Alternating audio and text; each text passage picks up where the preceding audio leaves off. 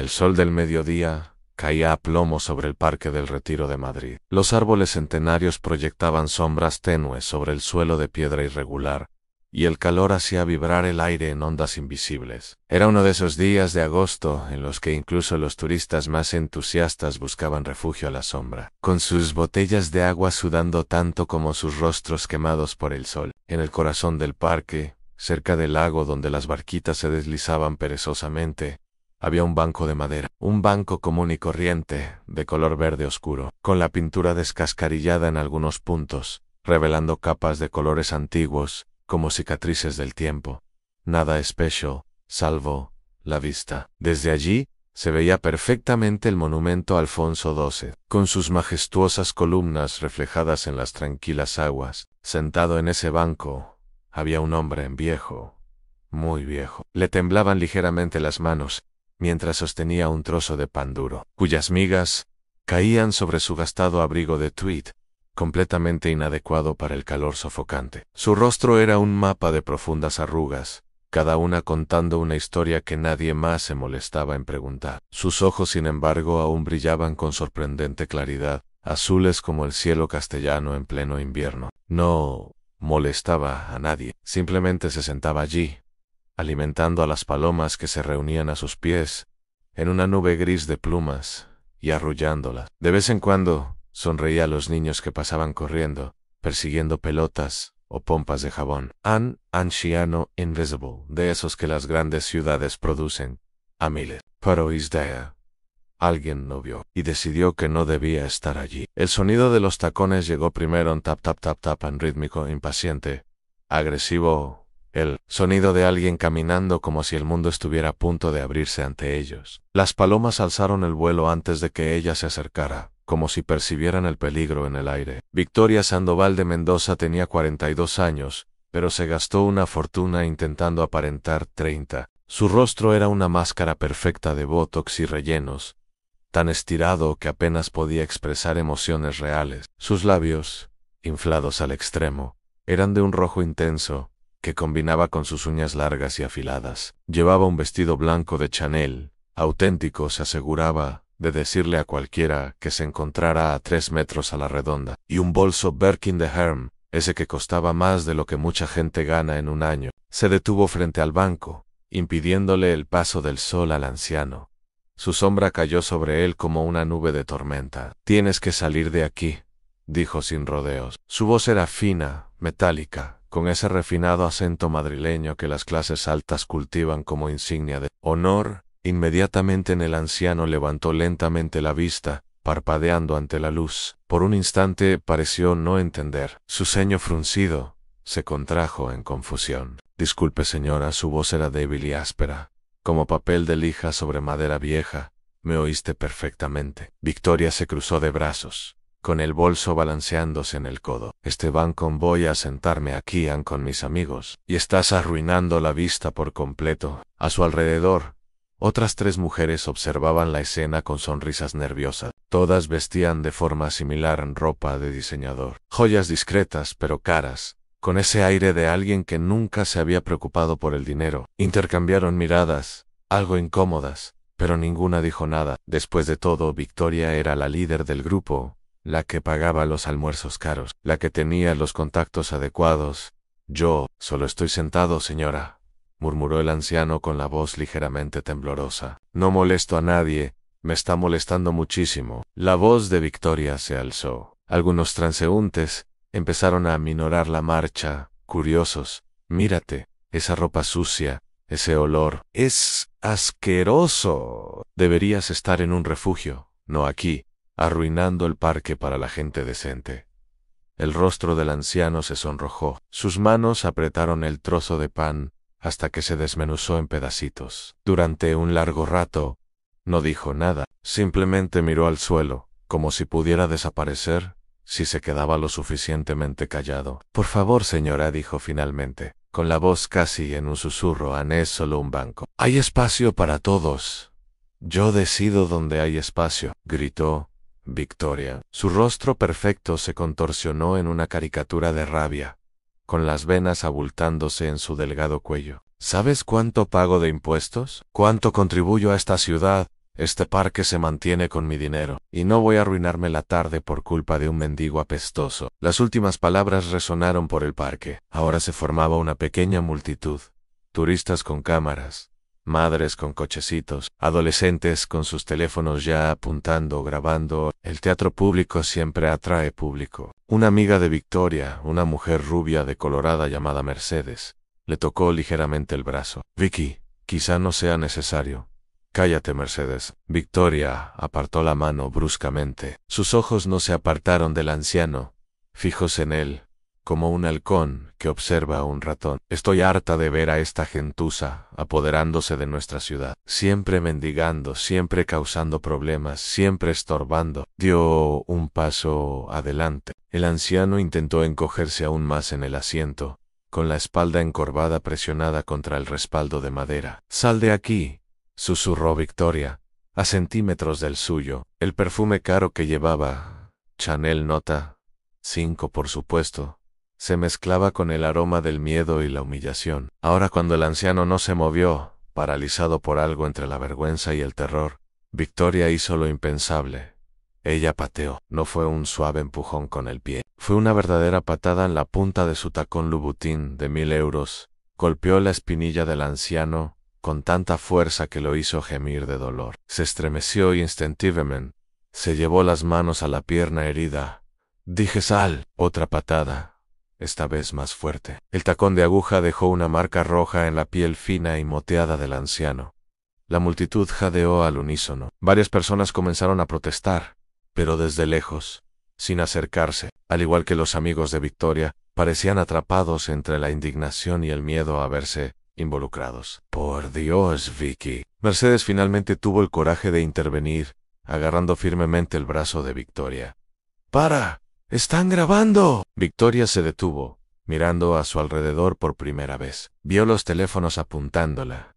Vio los rostros horrorizados. Por un instante, algo parecido a la conciencia cruzó por sus ojos. Pero entonces levantó la barbilla, desafiante. Que lo filmen, dijo con desdén. Verás que tenía razón cuando esta gente empiece a infestar cada rincón de la ciudad. Alguien tiene que hacer algo. El anciano finalmente logró ponerse de pie, tambaleándose, con una mano aún agarrando su pierna herida. No. Miró a Victoria, no dijo ni una palabra. Simplemente comenzó a alejarse, cada paso doloroso, su dignidad hecha jirones a sus pies, como el pan que había dejado caer. Victoria lo vio irse con satisfacción, y luego se sentó en su banco recién adquirido, alisándose el vestido blanco. Por fin, suspiró, como si acabara de terminar una tarea mundana. Mercedes, ¿trajiste el champán? Pero Mercedes no la miraba. Ninguno de sus amigos lo hacía. Todos miraban algo, alguien, que se acercaba por el sendero de piedra. Era un hombre, de unos 40 años, con un impecable traje de lino gris y gafas de sol, que reflejaban el brillo del lago. Caminaba con la tranquila seguridad de quien tiene todo bajo control. Lo acompañaban otras 3 personas, todas con tabletas y maletines, claramente asistentes, y se dirigía directamente hacia Victoria. Frunció el ceño, formándose una arruga entre sus cejas perfectamente delineadas. Había algo familiar en ese hombre, algo que debería reconocer, pero que el hombre se detuvo a unos metros. Lentamente, se quitó las gafas de sol. Su mirada era fría, calculadora, de esas que evalúan a las personas como si fueran números en una hoja de cálculo. Victoria Sandoval de Mendoza, dijo. No era una pregunta. Sí, respondió Victoria, con voz repentinamente insegura. ¿Yo? ¿Nos conocemos? Una leve sonrisa apareció en el rostro del hombre. No llegó a sus ojos. No, dijo simplemente. Pero acabo de conocer a su marido. La sangre desapareció del rostro de Victoria tan rápido que ni el botox pudo disimularla. Entreabrió los labios, pero no emitió ningún sonido. El hombre se giró levemente, haciendo un gesto con la mano. Uno de sus asistentes se adelantó con una tableta. La pantalla mostró una foto. Victoria se inclinó para ver mejor y sintió un nudo en el estómago. Era su marido, Roberto Mendoza, magnate inmobiliario, uno de los hombres más ricos de Madrid. En la foto estaba en un restaurante caro, de la mano de una mujer que definitivamente no era Victoria. Reían, absortos el uno en el otro, con una química evidente incluso en la imagen fija. ¿Qué es esto?, balbuceó Victoria con voz aguda. ¿Quién eres? Me llamo Diego Ruiz, dijo el hombre con calma. Soy abogado especializado en divorcios. Su esposo me contrató esta mañana. Me pidió específicamente que nos reuniéramos con usted aquí en el parque. Dijo que estaría con sus amigos, como siempre los martes. Victoria sintió que sus piernas flaqueaban. Si no hubiera estado sentada, ¿se habría caído? ¿Divorcio? Preguntó con un gemido ahogado. Sí, y debo decir que su timing es tan impecable.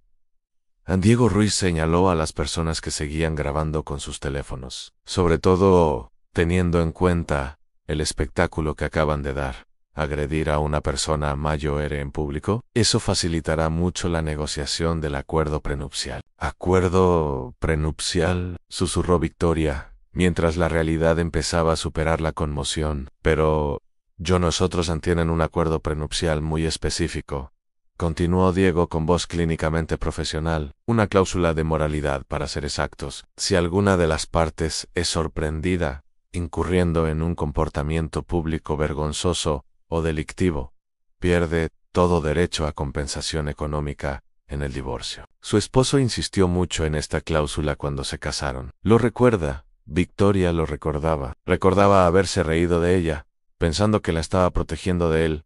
El Roberto siempre había sido tan correcto, tan inflexible. Nunca imaginó que la trampa le estaba tendida. Los videos ya circulan en internet, dijo uno de los asistentes, mirando su teléfono. Etiqueta mujer rica ataca a anciano en Madrid. 18.000 visualizaciones en los últimos 3 minutos. 35.000, corrigió otro asistente, segundos después. Diego Ruiz volvió a ponerse las gafas de sol. Recibirás los papeles del divorcio mañana por la mañana. Te sugeriría contratar a un abogado, pero, sinceramente, no pueden hacer mucho. En el video es, bastante contundente. Hizo una pausa y se inclinó un poco más. Su voz se redujo a un susurro que solo Victoria pudo oír. Entre nosotros, mi abuelo murió solo en un banco del parque hace 5 años. Nadie se detuvo a ayudarlo. A nadie le importó. Así que, cuando tu esposo me contó lo que haces aquí cada semana, cómo tratas a la gente que consideras inferior, acepté este caso gratis. Se enderezó, recuperando su fría sonrisa. Que tenga un buen día, señora Mendoza. O debería decir, señorita Sandoval. Pronto volverá a llamarse así, después de todo. Diego Ruiz se dio la vuelta y se fue, seguido por sus asistentes como patitos elegantes. La multitud comenzó a dispersarse, susurrando entre sí, algunos aún grabando, captando la expresión de horror absoluto congelada en el rostro de Victoria. Mercedes y sus otras amigas intercambiaron miradas incómodas. Una a una, empezaron a poner excusas, a retirarse, a desaparecer en el parque, como la niebla bajo el sol de la mañana. Después de todo, estar con Victoria ahora sería inconveniente en cuestión de minutos. Victoria estaba sola, en el banco. El banco que tanto había costado conquistar. La vista del monumento a Alfonso XII seguía siendo hermosa. Las aguas del lago aún reflejaban el cielo azul perfecto. Las barquitas seguían deslizándose suavemente, pero Victoria no vio nada de eso. Solo miró sus manos temblorosas, su teléfono vibrando sin parar con notificaciones a llamadas perdidas, mensajes, alertas de redes sociales. Su mundo perfecto, construido con tanto cuidado con el dinero ajeno, se desmoronaba en tiempo real. Y en algún lugar, a la sombra de los árboles centenarios, el anciano se había detenido. Apoyado en un tronco áspero, observó, su espalda ya no estaba tan encorvada. Sus manos ya no temblaban, y cuando sonreía, una sonrisa pequeña, casi imperceptible, sus ojos azules brillaban con algo que no era precisamente vejez ni fragilidad. Era conocimiento en propósito y una satisfacción muy antigua. Sacó el teléfono del bolsillo de su desgastado abrigo. Un teléfono no tan viejo ni tan barato como su apariencia sugería. Marcó un número de memoria. Diego dijo, con la voz repentinamente más firme, sin su anterior fragilidad. Misión cumplida. Mordió el anzuelo a la perfección. Al otro lado de la línea, la voz del abogado sonaba divertida. Tío Ernesto, eres un demonio. Casi me dio pena.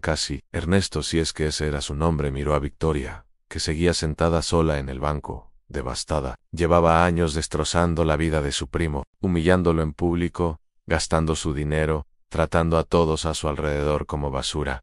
Jover, tú merecí ser feliz. Y ella, Ella se merecía esto. Los videos están en todas partes ahora. Internet está haciendo su magia. Bien.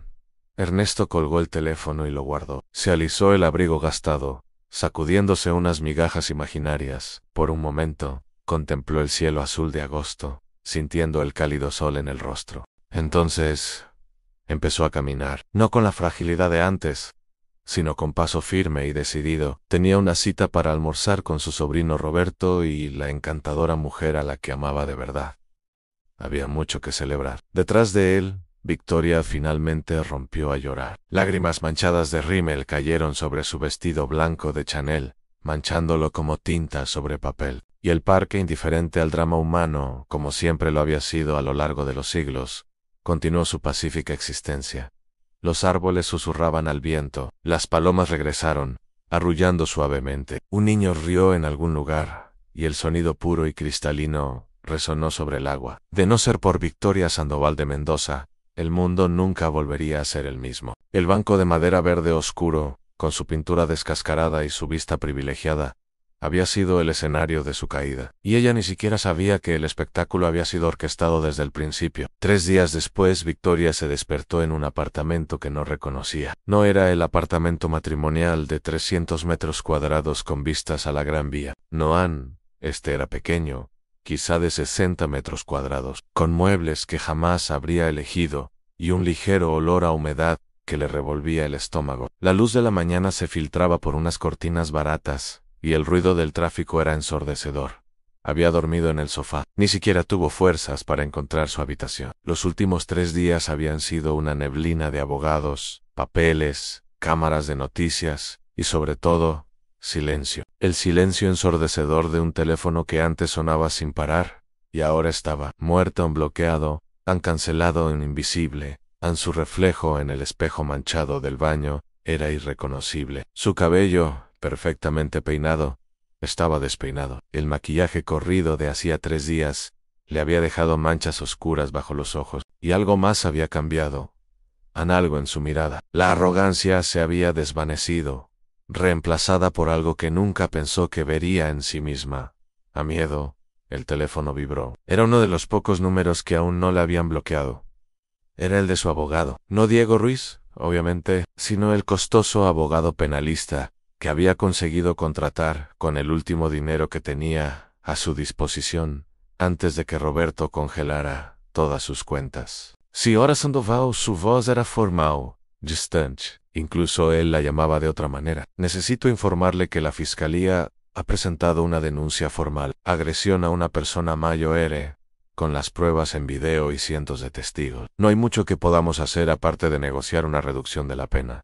Victoria se sentó pesadamente en el desgastado sofá. ¿Sentencia? ¿Te refieres a prisión? Servicio comunitario, como mínimo. Quizás unos meses de libertad condicional, según el juez, y la multa, claro, que será cuantiosa. Una pausa. Hay algo más que deberías saber. ¿Qué más podría haber? Su voz estaba vacía, sin vida. El hombre al que confrontaste en el parque. El abogado dudó tanto que a Victoria se le encogió el estómago.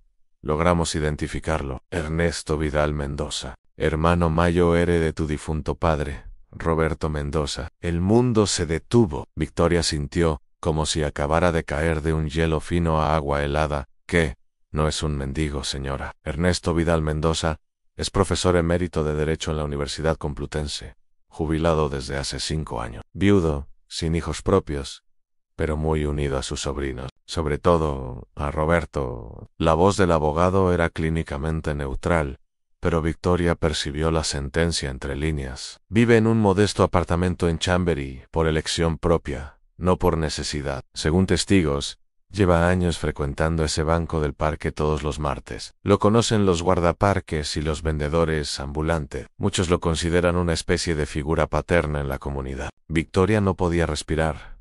Pero él parecía pobre, indefenso. El abogado se permitió un suspiro en sí. Lo parecía. Y usted, señora, vio justo lo que quería ver. Alguien a quien podía tratar como basura sin consecuencias. El teléfono se le resbaló de la mano y cayó sobre el sofá. Victoria se tapó la cara con las manos. No lloró. Las lágrimas se habían secado hacía días. Ahora solo había un vacío creciente, un agujero negro, donde antes estaba su vida. Pero la historia estaba lejos de terminar. Esa misma mañana, al otro lado de Madrid, en una elegante oficina con vistas al Parque del Retiro, irónicamente el mismo lago, el mismo banco donde había sucedido todo, Roberto Mendoza estaba sentado con su tío Ernesto. Entre ellos, sobre una mesa de caoba, había una carpeta gruesa en documentos, en fotografías, en registros financieros, años de evidencia cuidadosamente recopilada. Tenías razón en todo, dijo Roberto, con la voz cargada de emoción. Parecía 10 años más joven que hacía una semana. La tensión que sentía en los hombros se había desvanecido. Las cuentas secretas, el dinero que malversó de la empresa, los sobornos que pagó a mis empleados para que espiaran en todo. An Ernesto tomó un sorbo de café, mirando el parque por la ventana. Victoria siempre fue codiciosa, pero la avaricia en sí no es ilegal. Necesitábamos que se expusiera, que le mostrara al mundo quién era realmente. Sonrió con tristeza. Simplemente no esperaba que fuera tan fácil. ¿Te lastimaste?, preguntó Roberto con genuina preocupación. Esas patadas parecían fuertes, algunos moretones. Nada que 68 años de vida no me hayan preparado para soportar. Ernesto se giró para mirar a su sobrino. Pero tú, Roberto tú soportaste años de su veneno, años de humillación y manipulación. Tú eres quien merece el crédito por finalmente encontrar el valor para actuar. Roberto negó con la cabeza. Jamás habría actuado sin ti, sin Clara. Su rostro se suavizó al mencionar el nombre. Clara Sánchez, la mujer de la fotografía, la mujer a la que amaba de verdad, pero a quien Victoria había amenazado con destruir si alguna vez intentaba dejarla. Me diste fuerza, el amor hace eso. Ernesto se levantó y se acercó a la ventana. Su reflejo en el cristal mostraba a un hombre cansado pero satisfecho. Mi hermano, tu padre, siempre decía que la verdadera medida de una persona no es cómo trata a sus superiores, sino cómo trata a quienes no pueden darle nada a cambio. Victoria falló esta prueba repetidamente. Era solo cuestión de tiempo antes de que se destruyera a sí misma. ¿Y los videos? ¿Sabías que nos estaban grabando? Lo esperaba. Vivimos en una época de testigos constantes. Todo el mundo lleva una cámara en el bolsillo.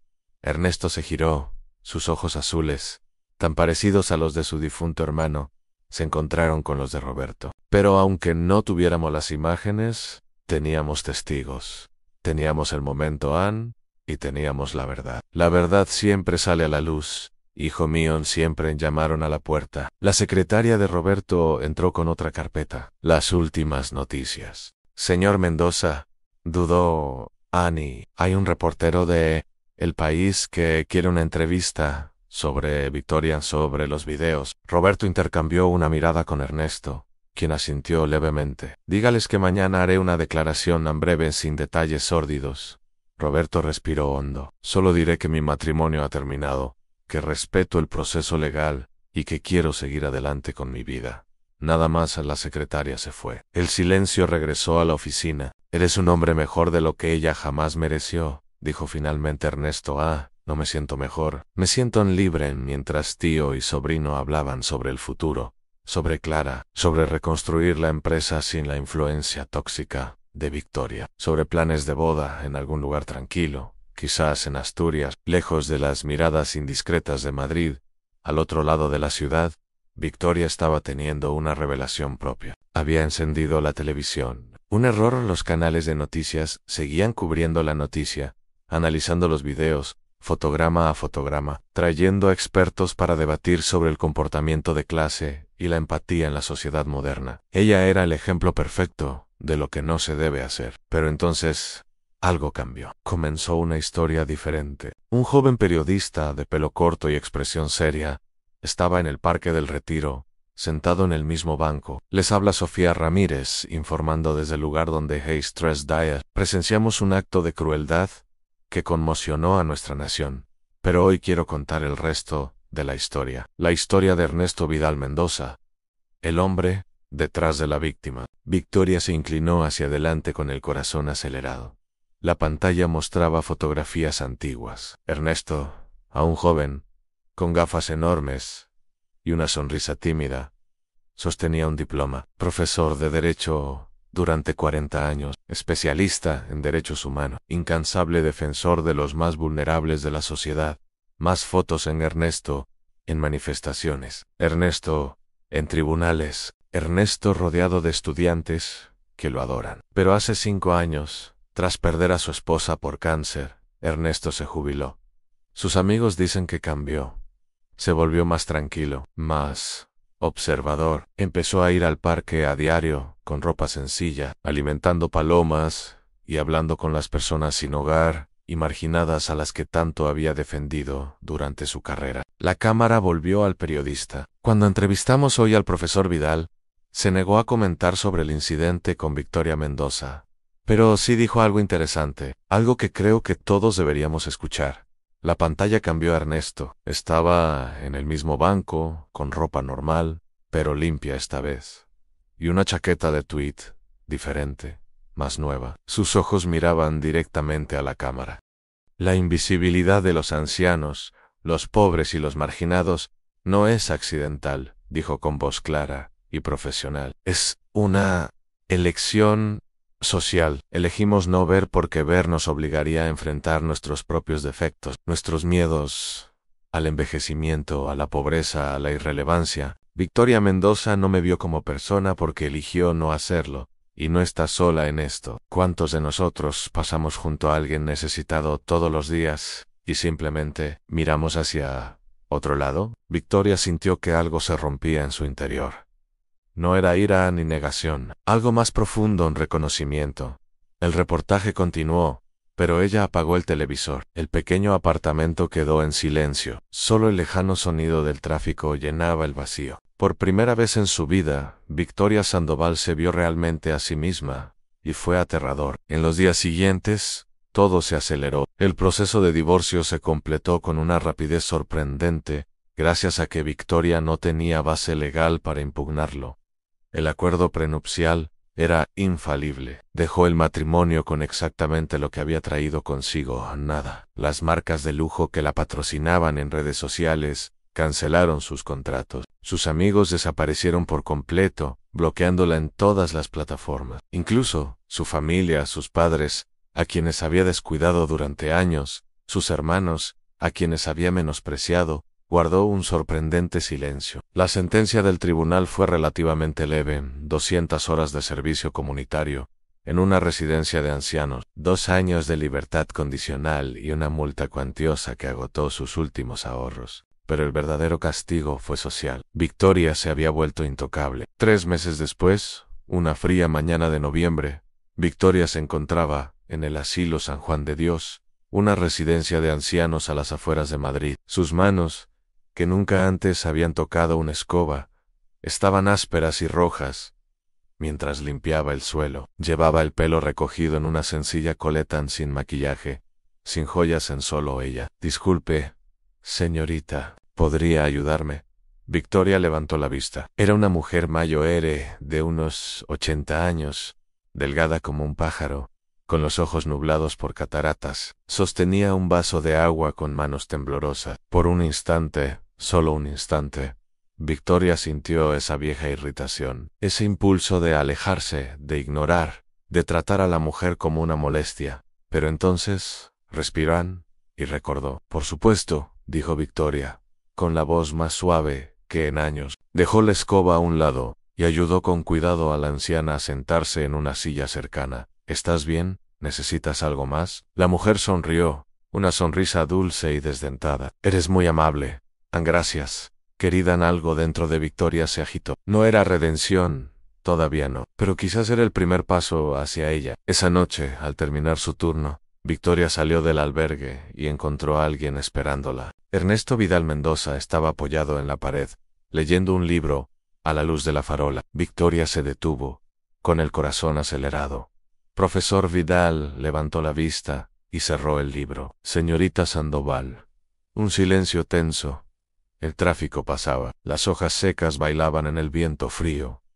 ¿Por qué estás aquí?, preguntó finalmente Victoria. Curiosidad en Ernesto se guardó el libro en el bolsillo del abrigo. Quería ver si realmente estabas haciendo el servicio comunitario o si habías encontrado la manera de evitarlo. Tengo amigos aquí.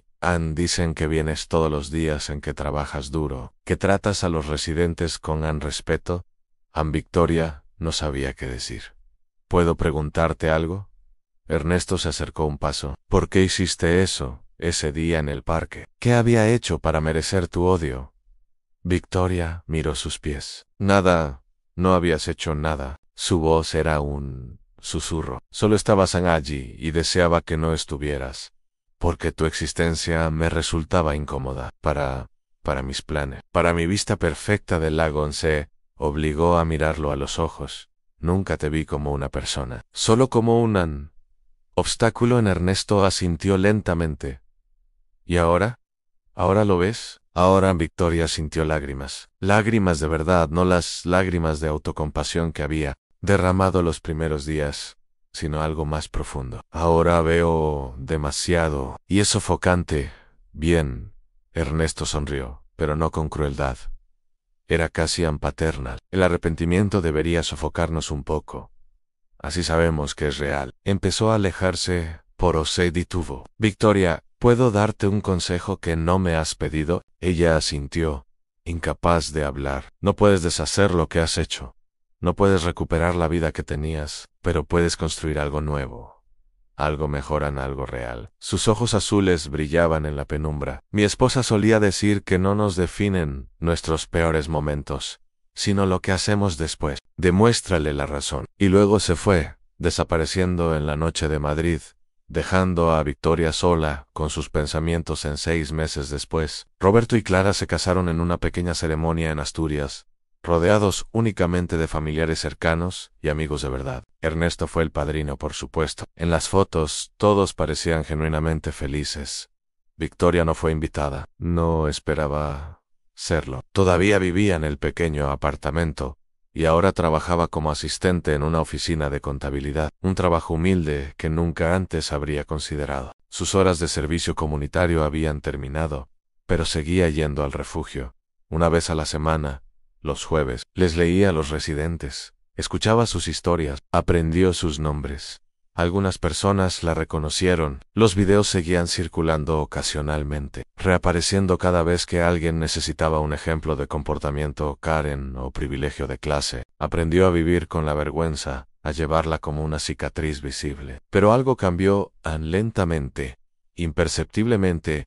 Una tarde, Victoria estaba en el supermercado, cuando vio a una anciana luchando por alcanzar una lata del estante superior. Sin pensarlo, Victoria se acercó y se la recogió. Gracias, querida, dijo la mujer sonriendo. De nada, respondió Victoria, y por primera vez en mucho tiempo, le devolvió la sonrisa.